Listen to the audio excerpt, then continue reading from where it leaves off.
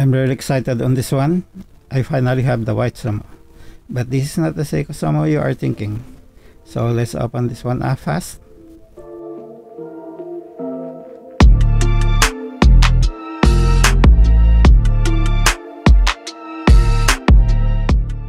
This case is not what I expected. They want to give you that feeling of luxury, but these plastic cases are very commonly used and I have encountered them from different products that I bought from AliExpress. These cases are really cheap, so don't get excited about it. There it is, a white SUMO. Beautiful, isn't she? This is the Shirryu SUMO, a SUMO homage from Heimdallr.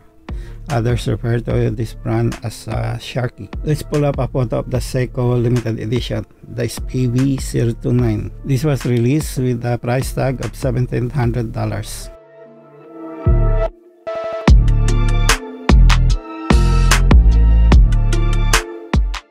Aside from the dial, this one really looks like the $1,700 watch. This one has hacking because it is the NH35 and it has about 21,600 ticks per hour. 44 hours power reserve and accuracy is about 20 to 40 seconds a day. The good thing about the NH35 is that it does have the hand winding. The edge setting is buttery smooth and that crown turns nicely. I'm feeling a little difference compared to other NH35 moments that I've experienced. And it has that screw-down crown for added water resistance.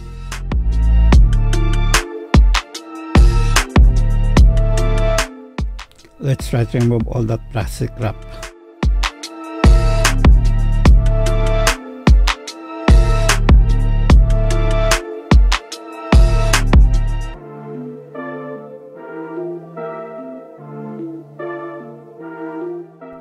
There, it is quite a copy. If you don't look closely enough, you would think this is the Seiko SUMO.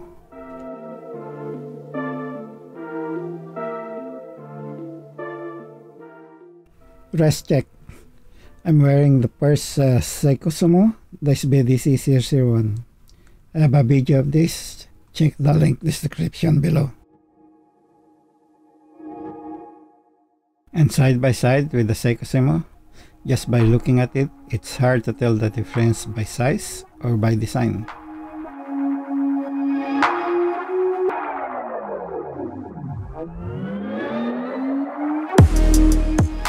Case is 316L stainless steel and the finish is absolutely clear of any blemishes.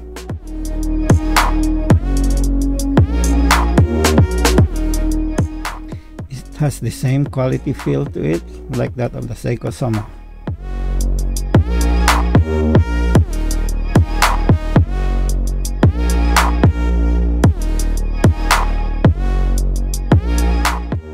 Vessel is also stainless steel, same material as the case.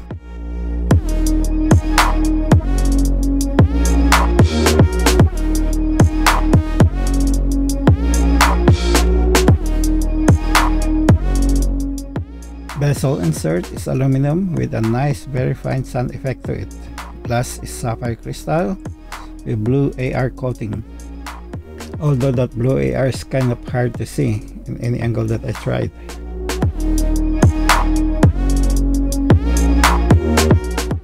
Case back is a brush finish with engravings. There's a phrase that says stay foolish, stay hungry. I don't even know what that means. The center is sandblasted with the Shirryu logo.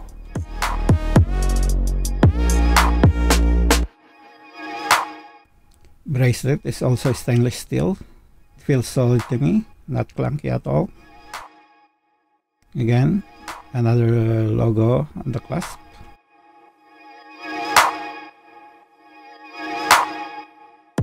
Yes, there's plastic on it.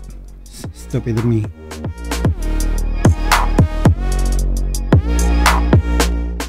Clasp does not feel cheap at all compared to most watches from AliExpress, and it is a little bit thicker. 3 micro adjustments compared to the 4 of the Seiko.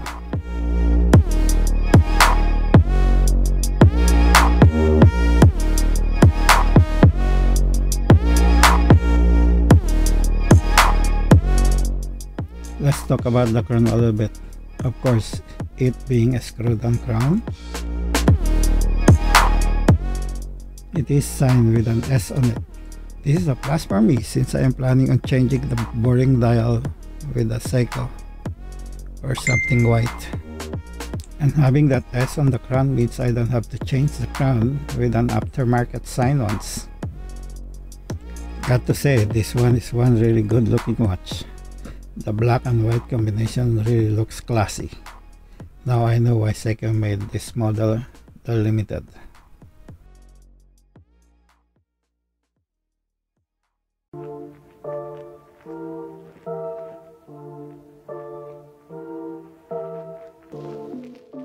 Case size is about 45mm.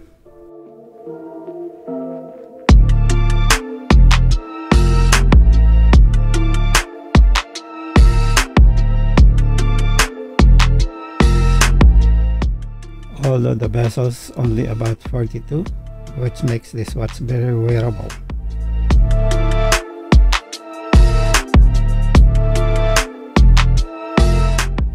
And again, the size is very similar to the Seiko SUMO.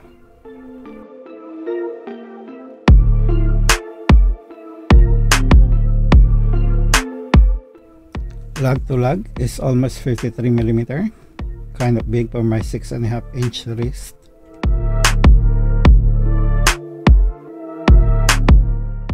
Lug width is 20mm compared to the 22mm of the SKX line.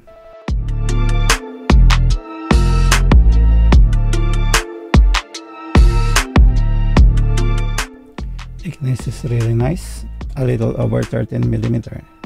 I think the Seiko is a little thicker. Let's check.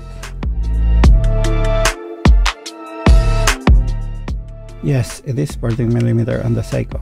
A little thicker, but not much though.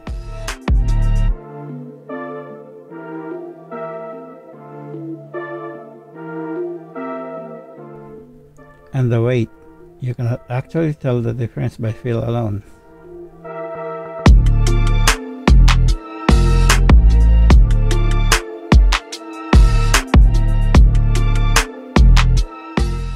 The next step is of course the lume check.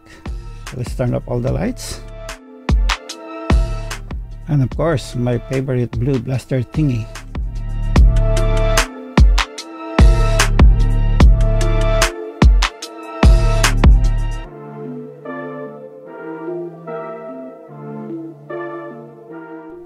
This is quite impressive. I didn't expect the lume to be this good.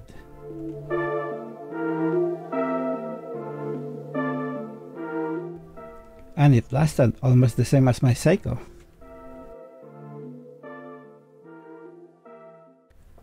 Now I've changed my macro lens for that closer look.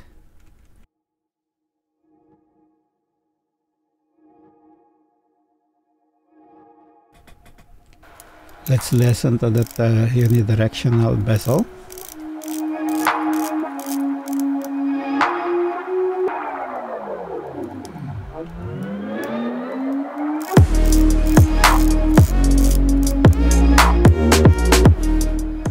It did sound great, and there's only a little difference from the Seiko SUMO.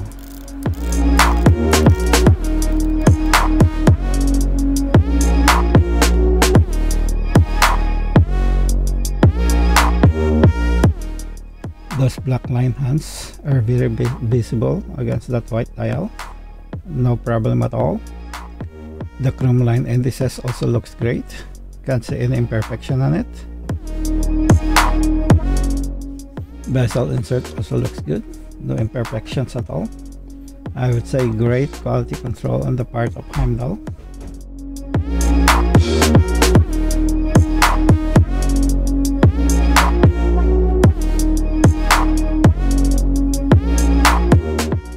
Let's put it on the wrist. I forgot to do that after the measurements.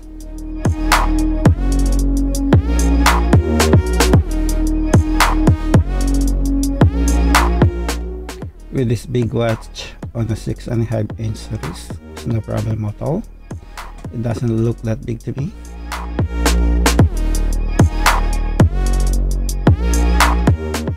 With that curved down lugs, it really sits on your wrist nicely.